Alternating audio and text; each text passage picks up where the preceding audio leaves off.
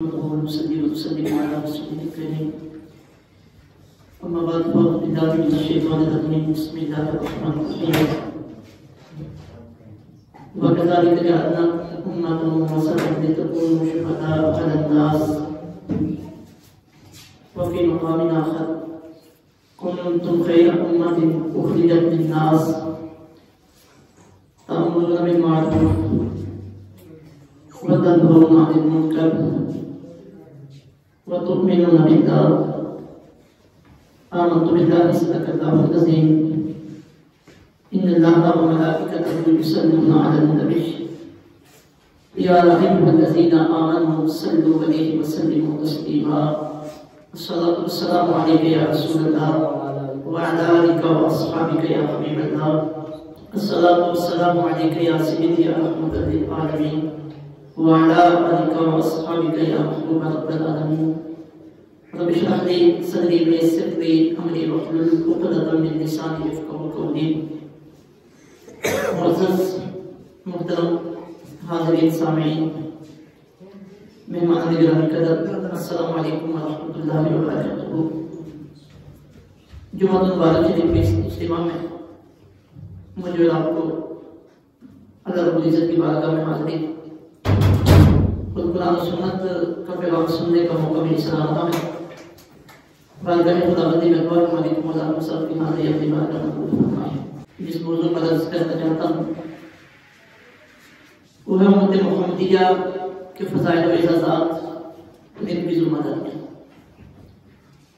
یہ اللہ تعالیٰ کا فضل و کرم ہے کہ اس نے ہمیں حضور احمد عالم صلی اللہ علیہ وسلم کی امت میں سے پیدا فرمایا۔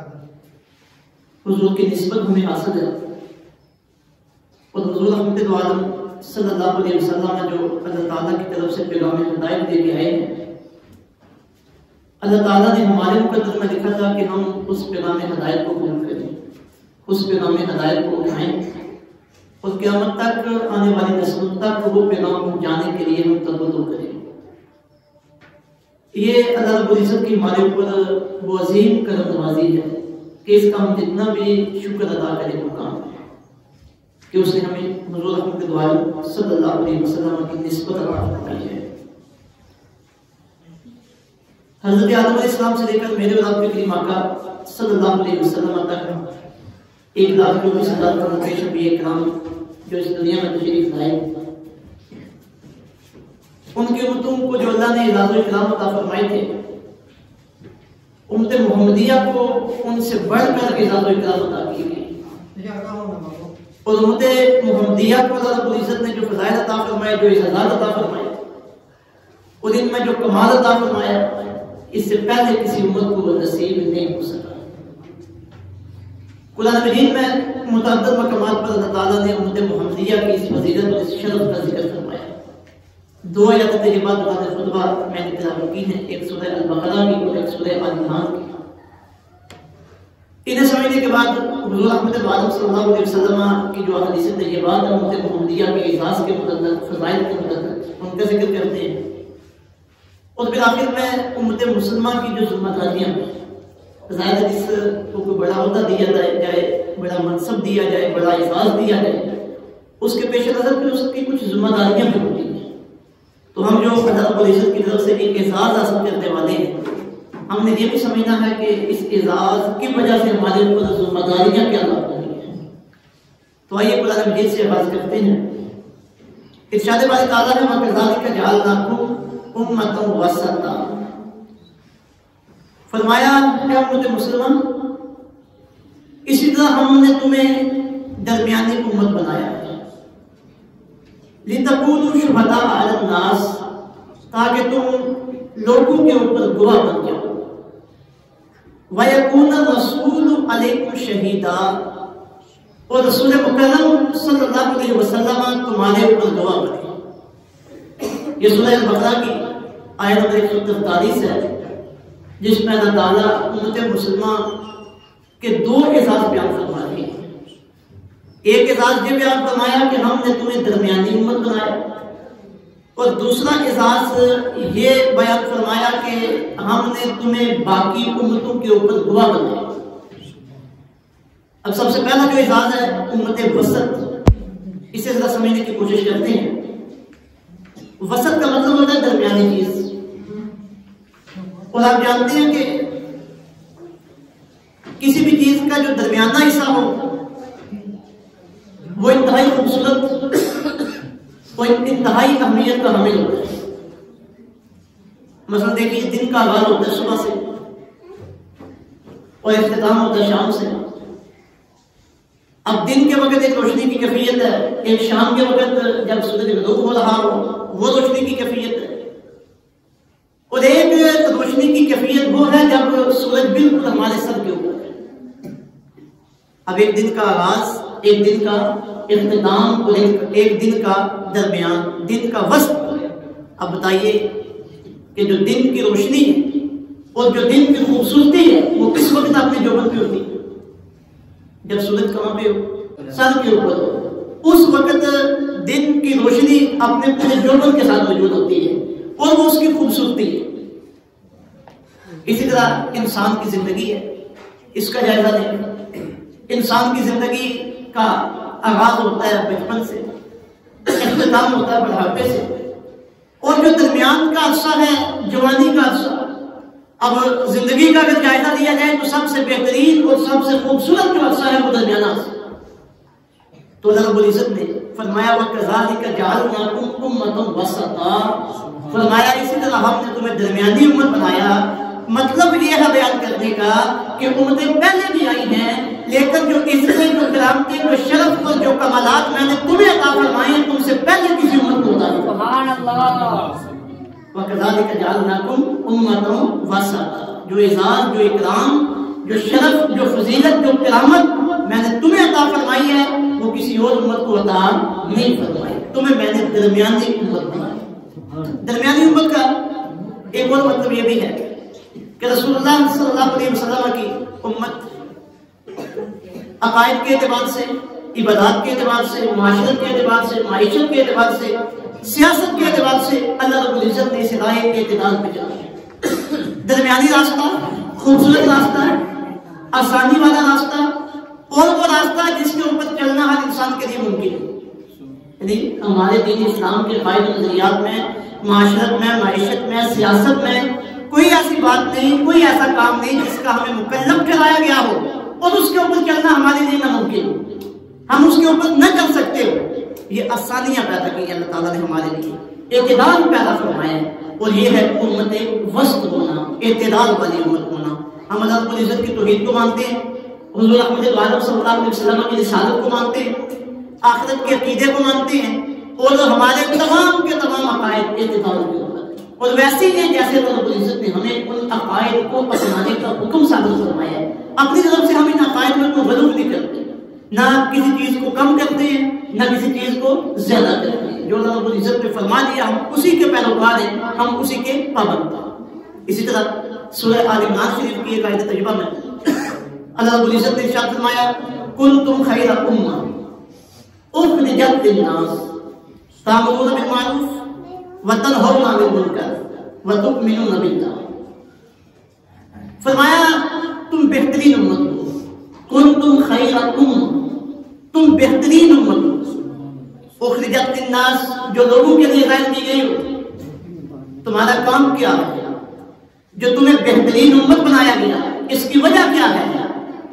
فرمایا تأمرون بالمعروف, تم نیکی کا حکم دیتے ہو, وتنہون عن المنکر, اور برائی سے روکتے ہو, وتؤمنون باللہ, اور تم اللہ پر ایمان لاتے ہو.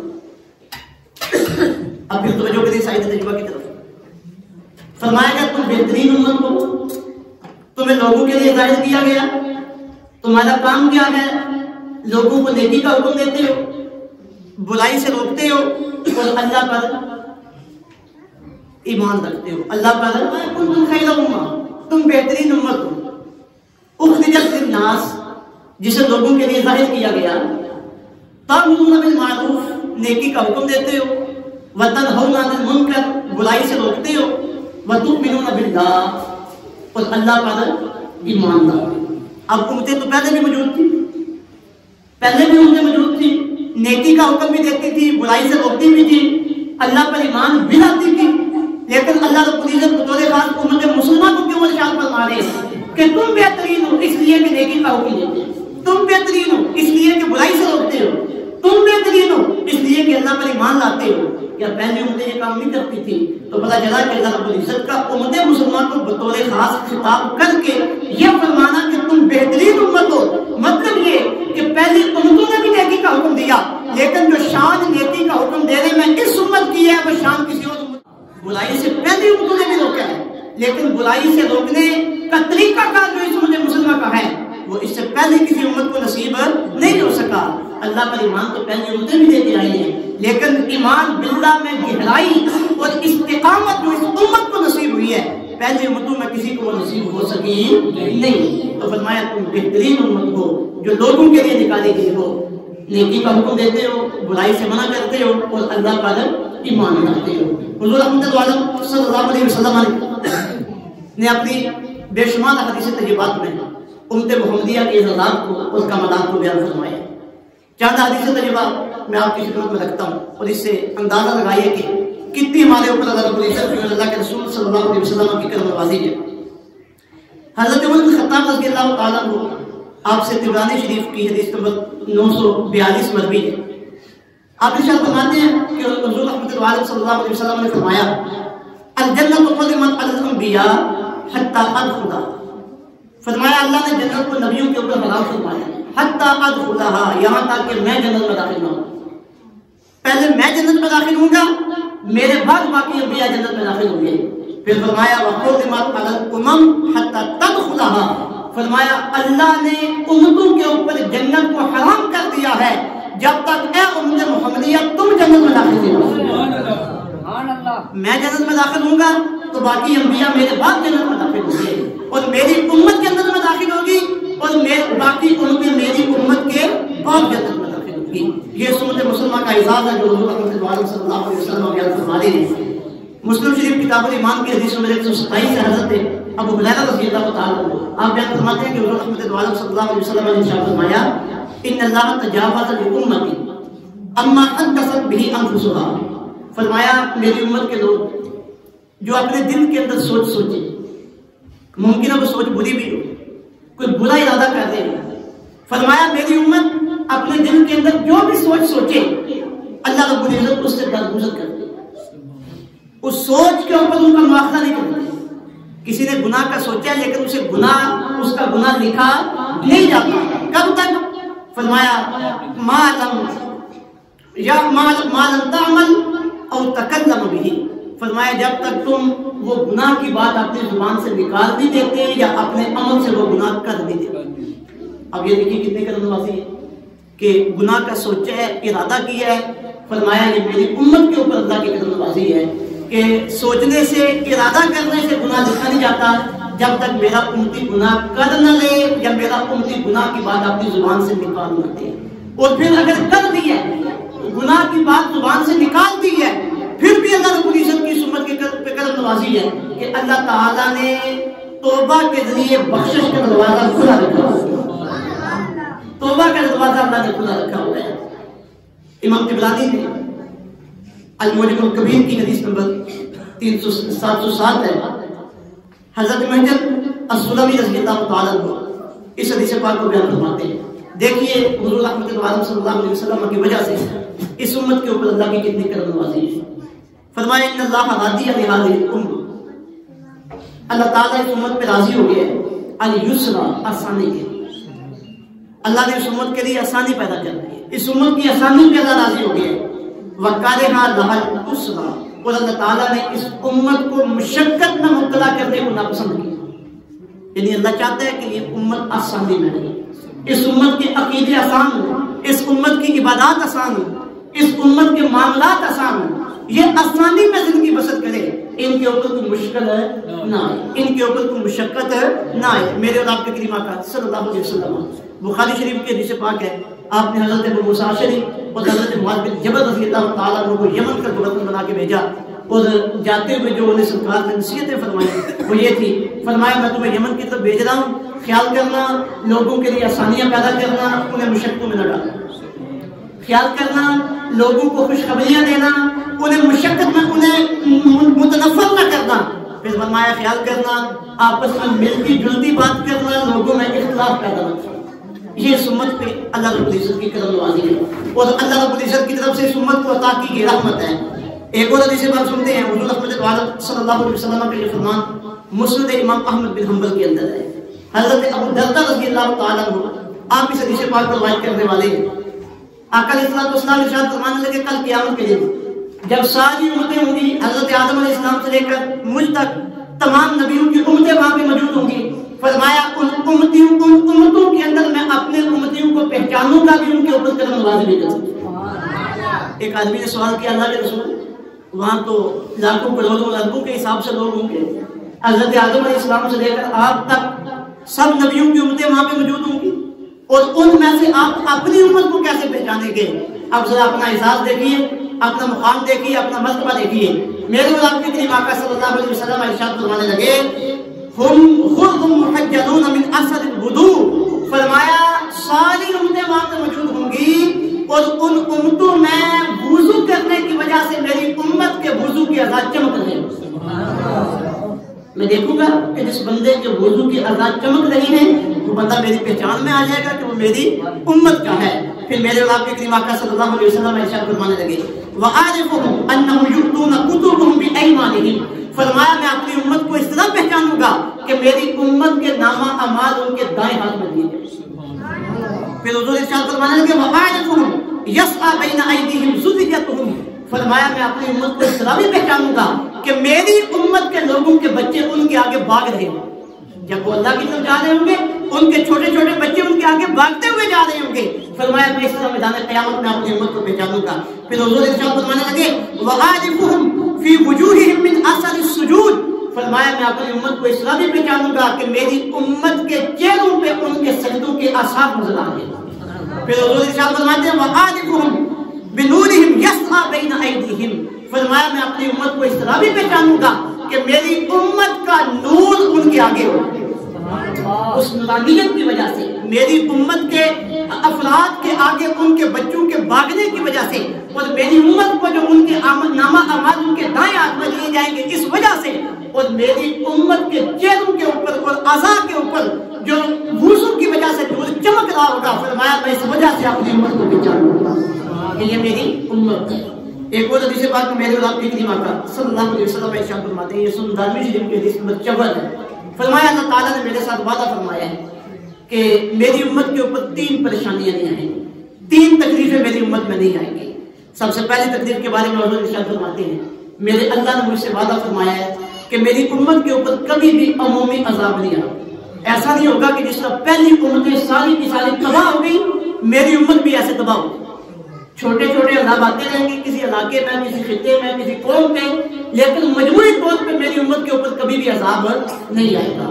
فرمایا دوسری چیز یہ کہ میرے اللہ نے مجھ سے وعدہ فرمایا ہے کہ میرا اللہ میری امت کے اوپر کوئی اس طرح کا ظالم بادشاہ مقرر نہیں کرے گا یا کوئی ظالم دشمن مقرر نہیں کرے گا جو میری امت کو بالکل تباہ کر دے۔ تو فرمایا تیسرا وعدہ میرے اللہ نے میرے ساتھ یہ فرمایا میری امت کے بارے میں کہ میری امت کبھی بھی گمراہی کے اوپر اتفاق نہیں کرے گی، میری امت کبھی بھی گمراہی کے اوپر اتفاق نہیں کرے گی۔ اب 3 باتیں جو امت کو اعزاز فرمایا گیا ہے، پہلی بات فرمایا کہ کبھی بھی میری امت کے اوپر عمومی طور پہ عذاب نہیں آئے گا، لوگ گناہ کریں گے، اللہ کی نافرمانیاں کریں گے، کسی علاقے میں کوئی اللہ کا عذاب آ گیا، کوئی بیماری آ گئی ہے، کوئی زلزلہ آ گیا ہے، طاعون آ گیا ہے، کوئی اور پریشانی آ گئی ہے، لیکن کبھی ایسا نہیں ہوگا کہ ایسا عذاب آئے اور میری پوری امت ہی ختم ہو۔ فرمایا جی میرے اللہ نے میرے ساتھ وعدہ کیا ہے۔ اور دوسری بات فرمائی کہ میرے اللہ نے میرے ساتھ وعدہ کیا ہے کہ ایسا دشمن میری امت کے اوپر مسلط نہیں ہوگا کہ جو میری امت کو بالکل اجاڑ دے۔ اور تیسرا وعدہ فرمایا ہے کہ میرا اللہ میری امت کی حفاظت فرمائے گا، میری امت کبھی بھی گمراہی کے اوپر متفق نہیں ہوگی۔ ہاں ایسا ہوگا کوئی ایک بندہ گمراہ ہو گیا، کوئی 10 بندے گمراہ ہو گئے، کسی ایک علاقے میں ایک جماعت گمراہ ہو گئی یا کوئی ایک مسلک گمراہ ہو گیا ہے، لیکن کبھی بھی ایسا نہیں ہو سکتا کہ پوری امت گمراہی کے راستے پہ چل پائے۔ یہ میری امت کے لیے اللہ رب العزت کی طرف سے اعزاز ہے۔ اور ایک اور حدیث پاک قیامت کے حوالے سے یہ ترمذی شریف کی حدیث نمبر 2546 ہے، حضرت سلیمان بن بریدہ رضی اللہ تعالیٰ عنہ اپنے والد سے روایت کرتے ہیں، حضور ارشاد فرماتے ہیں کل جب قیامت کا دن ہوگا جنتی جنت میں جانے لگیں گے، ان کی صفیں بن جائیں گی، اس وقت بڑا خوبصورت منظر سامنے آئے گا۔ فرمایا اہل الجنت یشرون وبیۃ صف فرمایا اہل جنت کی 120 صفحے ہوں گی، 70 منها من هذه الامه و40 من سائر الامم. فرمایا جب اہل جنت کی 120 صفحے بنے گی وہاں میری امت کا اعزاز یہ ہوگا کہ 40 صفحے کل امتوں کی اور 80 صفحے وہاں صرف میری امت کی.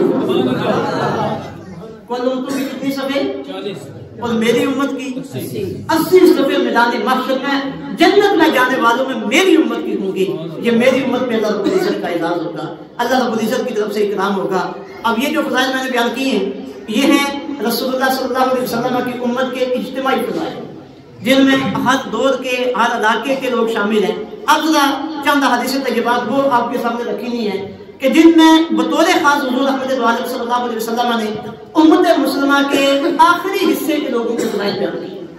یعنی قیامت کے قریب، جب قیامت کا قریب وقت آئے گا، جس طرح کہ اب دن بدن قرب قیامت کی طرف ہم جا رہے ہیں، تو جو رسول اللہ صلی اللہ علیہ وسلم کا دور اقدس ہم سے دور ہوتا چلا جا رہا ہے. دینی تعلیمات کے اثر کو قبول کرنا اور قبول نہ کرنا، اس میں فرق آتا چلا جا رہا ہے، اثر کم ہوتا چلا جا رہا ہے. اور پھر دین کے لیے جو محبت اور دین کا جو درد پہلے لوگوں کے اندر تھا وہ درد بھی کم ہوتا چلا جا رہا ہے. دین کے لیے محنت کرنا، دین کے لیے کوشش کرنا، جو معاملہ پہلے تھا اس کے اندر بھی کمی ہوتی چلی آ رہی ہے. اب قربان جائے میرے اور آپ کے کریم آقا صلی اللہ علیہ وسلم پہ سرکار نے اس کی پیشن گوئی بھی کی. اور ساتھ جو لوگ اس وقت میں رسول اللہ صلی اللہ علیہ وسلم کی غلامی پہ کاربند رہے اور اس مشکل وقت میں دین کے ساتھ جڑے رہے، رسول اللہ صلی اللہ علیہ وسلم نے الگ سے ان کے فضائل بیان کیے، الگ سے ان کے انعامات بیان فرمائے. مسلم شریف کی حدیث پاک ہے، میرے اور آپ کے کریم آقا صلی اللہ علیہ وسلم نے ارشاد فرماتے ہیں، حضرت ابو ہریرہ سے مروی ہے، فرمایا میری امت میں میرے ساتھ سب سے زیادہ محبت کرنے والے وہ لوگ ہیں. فرمایا یقولون بعدی، جو میرے بعد آئے. یہ سرکار اپنے دور کا ذکر کر کے، اپنے دور کے قریب کا ذکر کر کے پھر آگے بعد میں آنے والے لوگوں کی بات بیان فرما رہے ہیں. فرمایا سب سے زیادہ میرے ساتھ محبت کرنے والے وہ لوگ ہیں. یقولون بعدی، وہ آئیں گے تو میرے بعد، لیکن ان کی میرے ساتھ محبت کتنی ہوگی. فرمایا یود احدہم لو رآنی بأہلہ ومالہ، فرمایا آئیں گے تو بعد میں، لیکن ان میں سے ہر ایک کی یہ خواہش ہوگی میرا مال چلا جائے، میری اولاد چلی جائے، سب کچھ چلا جائے، لیکن اس کے بدلے میں ایک مرتبہ مجھے آمنہ کے لال کا دیدار ہوگا.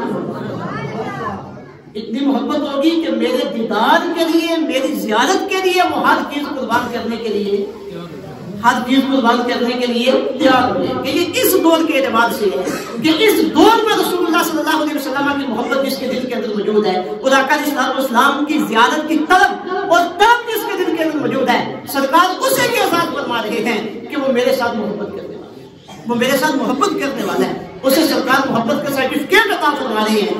اور مسند امام احمد بن حنبل کی حدیث پاک ہے، حدیث نمبر 2267، حضرت ابو امامہ رضی اللہ تعالیٰ عنہ آپ اس حدیث پاک کو بیان فرماتے ہیں، کہتے ہیں کہ آقا علیہ الصلوۃ والسلام نے ارشاد فرمایا طوبیٰ لمن رآنی وآمن بی، فرمایا اس بندے کے لیے خوشخبری ہے جس نے میری زیارت کی اور میرے اوپر ایمان لے آیا.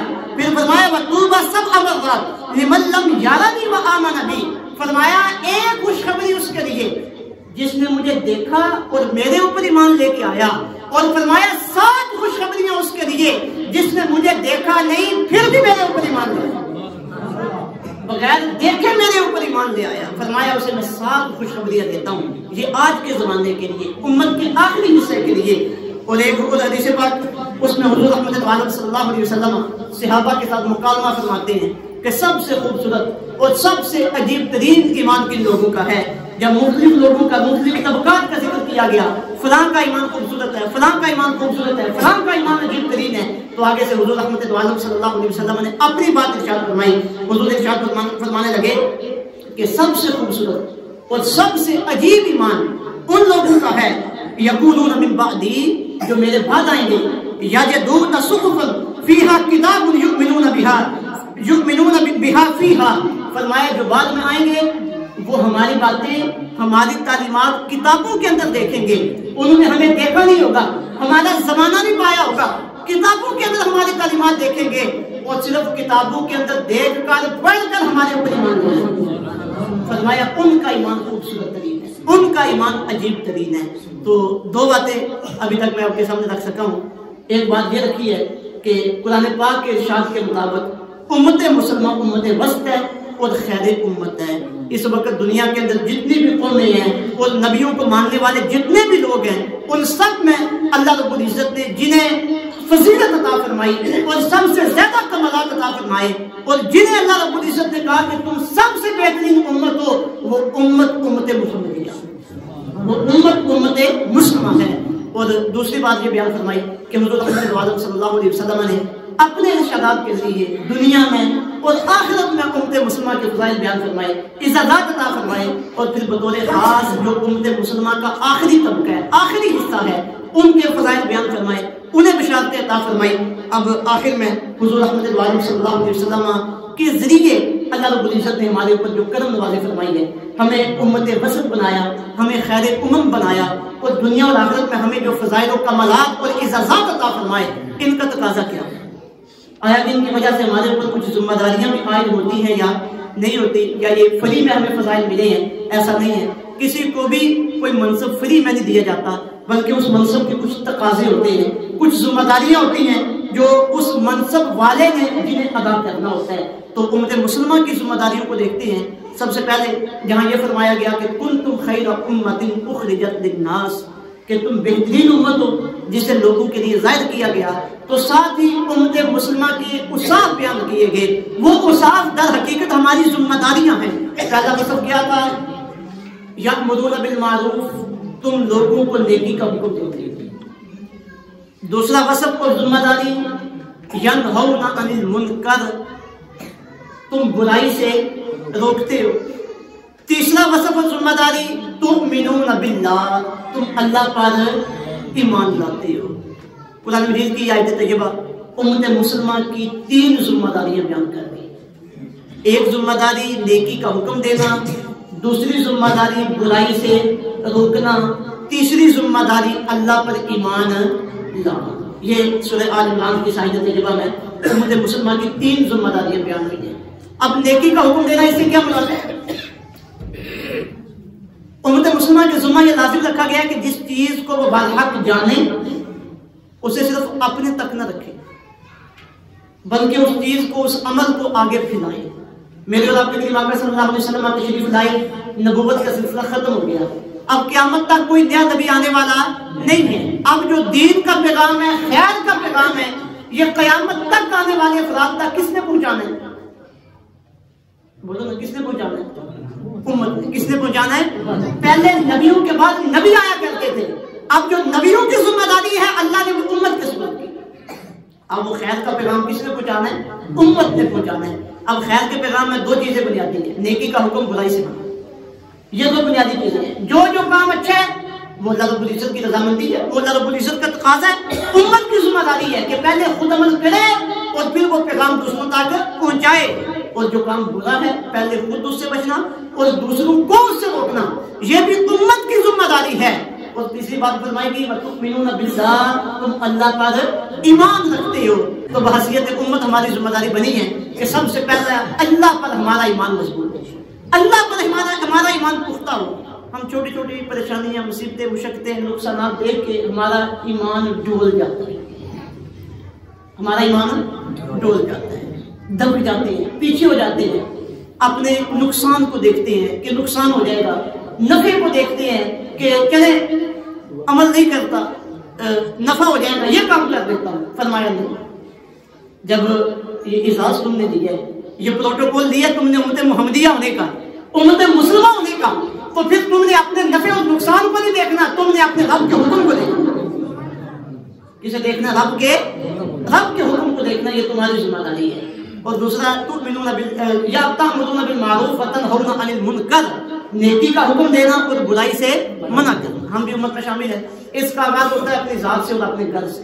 کیا ہم اپنی اولادوں سے مطمئن ہیں کہ ہم دنیا سے چلے گئے تو ہماری اولادیں ہمارے بعد بھی اسی دین پہ کر بن رہی ہیں؟ کہ سب سے پہلے ہم نے امر بالمعروف و نہی عن المنکر کا آغاز کرنا ہے اپنے گھر سے، اپنے گھر سے، اپنی اولاد سے، اپنے متعلقہ بندوں سے، پھر اس کے بعد باہر آنا ہے۔ ایسی جماعتیں، ایسی تنظیمیں، ایسے افراد، علماء کرام جو میدان عمل میں عمل بالمعروف و نہی عن المنکر کا فریضہ سر انجام دے رہے ہیں، ہماری ذمہ داری ہے کہ ہم ان کے دست و بازو بچائیں، ہم ان کے ساتھ چلیں، ان کی جانی مالی سپورٹ کریں، جہاں انہیں ہماری ضرورت ہے ہم ان کے شانہ بشانہ کھڑے ہو جائیں۔